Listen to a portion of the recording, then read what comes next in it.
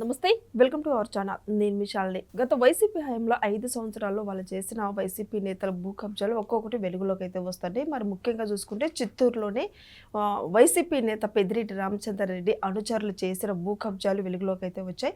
ఎవరెవరు ఎంతంత వాటా తీసుకున్నారో దీని మీద పూర్తిగా విశ్లేషించడానికి మన దగ్గర స్టూడియోలో ఉన్నారు senior journalist doctor Kanakadurga Vadlamani గారు ఉన్నారు. వారిని అడిగి విషయాలను తెలుసుకునే ప్రయత్నం చేద్దాం. నమస్కారం మేడం. నమస్తే అండి మేడం, భూ కబ్జా చేసిన ఇప్పుడు వైసీపీ నేత పెద్దిరెడ్డి రామచంద్రారెడ్డి అనుచరులు ఇప్పుడు చిత్తూరులోనే వాళ్ళు ఒక్కొక్కరు వాట ఎంతంత చేశారో ఏమో ఎవరికి అర్థం కావట్లేదు. కానీ ఇప్పుడైతే వెలుగులోకి వస్తాయి అసలు నిజాలు.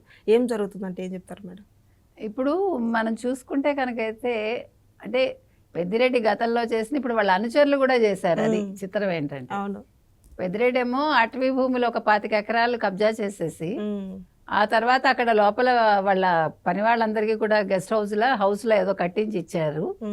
ఆ తర్వాత వీళ్ళు 7 ఎకరాలు ఏకంగా, అది కూడా పోలీస్ స్టేషను, తర్వాత పోలీస్కి సంబంధించిన వాళ్ళ దానికి సంబంధించిన దాని పక్కన 7 ఎకరాలు. ఇదేం చేశారు ఈయన అనుచరులు? గన్మెన్ భార్య పేరిట, వాళ్ళ అనుచరుల పేరిట, వాళ్ళ ఆన్లైన్ రీసర్వే పేరుతోటి ఆన్లైన్లో పేర్లు ఎక్కించేసుకున్నారు. అది ఇప్పుడు కూటమి ప్రభుత్వం బయటకు తీస్తూ ఉంటే అసలు చిత్రం కదా. ఇప్పుడు దీన్ని రెవెన్యూ అధికారులు అవన్నీ కూడా మళ్ళా డిలీట్ చేయడానికి, అంటే వాళ్ళ పేర్ల నుంచి తీసేయడానికి ట్రై చేస్తారు. నిన్ననేమో పెద్దిరెడ్డి భార్య ఏమో ఆ కాంట్రాక్ట్ బిల్లులు కావాలి అని చెప్పి ఆవిడ సుప్రీంకోర్టుకి వెళ్ళి, ఆల్రెడీ హైకోర్టులో 12 కేసులు పెండింగ్లో ఉన్నాయి. సో సుప్రీంకోర్టు ఏం చెప్పింది, మీరు వెళ్ళి హైకోర్టులోనే తేల్చుకోండి అని. అవును, ఇక్కడ చూస్తే వీళ్ళ అనుచరులు అంటే ఏంటండి ఇది? ఇప్పుడు ఇవన్నీ కూడా మరి జగన్మోహన్ రెడ్డి ఏం చెప్తాడు వీటన్నింటికి? మేము చాలా గొప్పవాళ్ళం, మేము చాలా అంతంత మాత్రం వాళ్ళం, మేము చాలా మంచి వాళ్ళం, అసలు మాకు అవినీతి అంటే తెలియదు, లేకపోతే అక్రమాలంటే తెలియదు. అదో ఇవాళ వచ్చి అతను ఎవడు శివప్రసాద్ రెడ్డి కుటుంబ గౌరవం సంస్కారం కోసం సమాధానం ఇవ్వలేదట ఎవరు, జగన్మోహన్ రెడ్డి వాళ్ళ చెల్లెలకి. బాగుందా? అవును. మరి ఇవి వీళ్ళ సంస్కారాలు. అప్పుడేమో మదనపల్లి ఫైల్స్ దగ్ధం, ఇవన్నీ కూడా వాళ్ళ హయాంలో జరిగినవిగా, పెద్దిరెడ్డి హయాంలోనే. మేడం, అటవీ భూములు చూసుకుంటే రెవెన్యూ చేస్తూ డిప్యూటీ సీఎం పవన్ కళ్యాణ్ గతంలో చూసుకుంటా వస్తే మొత్తం ఎక్కడెక్కడ అన్నీ సర్వే చేపిస్తూ వచ్చాడు. మొత్తం వైసీపీ నేతలు కబ్జా చేసినాయి మొత్తం. ఇప్పుడు అదే కదా, ఆయన అన్ని వెనక్కి తీస్తున్నారనే బాధ వీళ్ళకి. 25 ఎకరాలు ఏంటండి, ఇదేమో 15 కోట్లు టేకంగా, ఈ 7 ఎకరాలు. అవును, ఏంటండి ఎవడబ్బ సొమ్మంటే అసలు సిగ్గుండదండి. ఇప్పుడు మనుషులు ఎందుకు ఇట్లా దోపిడీదారులుగా తయారవుతారు? ఇప్పుడు దొంగ అనేవాడు పాప ఏదో కడుపు కోసం దొంగతనం చేస్తాడు, ఇదేంటిది? వీళ్ళని దోపిడీదారులనే కదా అనాలి. అవును. ఇప్పుడు ఇదివరకు గుర్రాల మీద వచ్చి దొంగలు మనం చూసాం. ఇప్పుడు షోలే ఇలాంటి సినిమాలు చూసారనుకోండి, వచ్చి దోచుకెళ్ళిపోతూ ఉంటారు.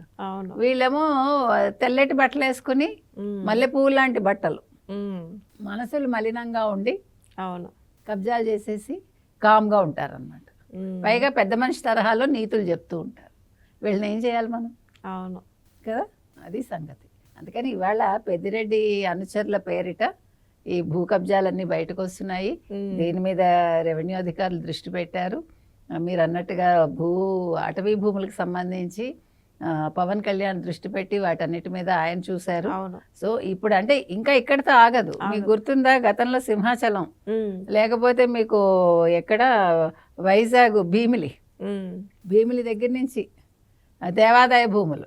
అవును, అమ్మాయి పేరేంటి, శాంతియా, విజయసాయిరెడ్డి పేరున రాయడానికి ట్రై చేసింది. విజయసాయిరెడ్డి కబ్జా చేయాలనుకున్నాను. సో వీళ్ళందరూ కూడా వైజాగ్ మీద పడ్డానికి భూములండి. ఇక్కడ పెద్దిరెడ్డి లాంటి వాళ్ళు అటవీ భూముల మీద పడ్డారండి. ఎక్కడికక్కడ మైనింగ్ దోచుకోవటం, తర్వాత మైనింగ్ మాఫియా, ఈ ఇసుక మాఫియా, మళ్ళా మట్టి మాఫియా, మళ్ళా చూసుకుంటే ఇప్పుడు భూమాఫియా, ఇలా మాఫియాలే వీళ్ళన్నీ కూడా. కోట్లలో, అది కూడా పోనీ ఏదో 100,000, 1,000, లక్షలు కాదు, ఆ పదాలే తెలియదు మనకి. వీళ్ళ హయాంలో అన్ని కోట్లే. అక్కడ చూస్తే నెయ్యి, కల్తీ నెయ్యి చేసి అక్కడ కిలోకి 25 రూపాయలు.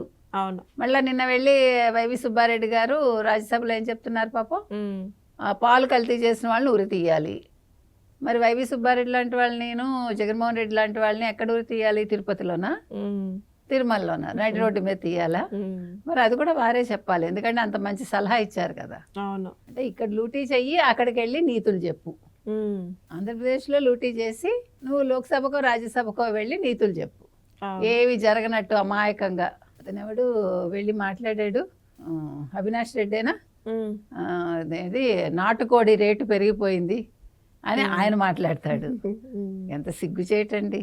అవును. సభలుండే వీటిగా సభలు నడిపేది. ఇలా ఉంది వీళ్ళ పరిస్థితి. అది మేడం, విజయసాయి రెడ్డి ఏంటి ఈ మధ్య మన ఒక వారం కిందట చూసుకుంటే వ్యవసాయానికి పరిమితం అవుతాడా లేకపోతే రాజకీయాలకు వచ్చే అవకాశం ఉందంటారా? ఆయన వ్యవసాయం ఏమిటండి, వ్యవసాయాలు వాళ్ళకెందుకు? మొన్న ఇటీవల చూసుకుంటే వ్యవసాయం చేసుకుంటూ చెట్లకి నీళ్లు కొట్టుకుంటూ పొలాల్లో వీడియోలు ఏదో వీడియోలు చేస్తామండి, అదొక కాలక్షేపం, దానికి వ్యూస్ లైక్స్ వస్తాయి కదా. అందుకని వాళ్ళకి అవసరమే ఉంది అసలు? ఇంత సంపాదించుకున్నాక ఇప్పుడు జగన్మోహన్ రెడ్డికే 1,00,000 కోట్లు సంపాదించి పెట్టాడంటే ఆయన ఎంత వెనకేసుకుని ఉంటారు? అవును. ఆయన తెలివిగా బయటకు వచ్చాడు. ఇప్పుడు శరత్చంద్రారెడ్డి ద్వారా 100 కోట్లు అప్పిప్పించాడు కదా లిక్కర్కి. కాబట్టి వాళ్ళకి ఇవన్నీ అవసరం లేదు. ఇప్పుడు నేను ఎందుకు పార్టీలోంచి బయటకు వచ్చానని చెప్పడానికి ఒక వంక వెతుక్కున్నాడు అంతే. వ్యవసాయం అనే వంక. ఓ ఫోటో పెట్టాడు, ఓ జీపు దగ్గర నిల్చుని మనం చూసాము. తర్వాత ఏదో మొక్కలకి నీళ్లు పోస్తున్నాడు. మీరు నేను మొక్కలకు నీళ్లు పోయాము. మనకి ఎవడైనా అంటాడా మీరు వ్యవసాయం చేస్తున్నారని? వాళ్ళకి డబ్బులు ఉన్నాయి కాబట్టి వాళ్ళని అంటారు.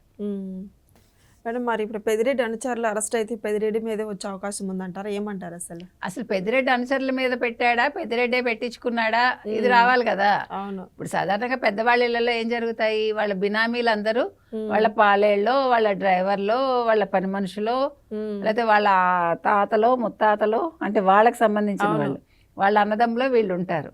కాబట్టి వీళ్ళు రీసర్వేలో వాళ్ళు నిజంగా చేసుకోగలరా ఇవన్నీను? ఇవన్నీ పెద్దిరెడ్డి చేయించి ఉంటాడు వాళ్ళ పేర్ల మీద.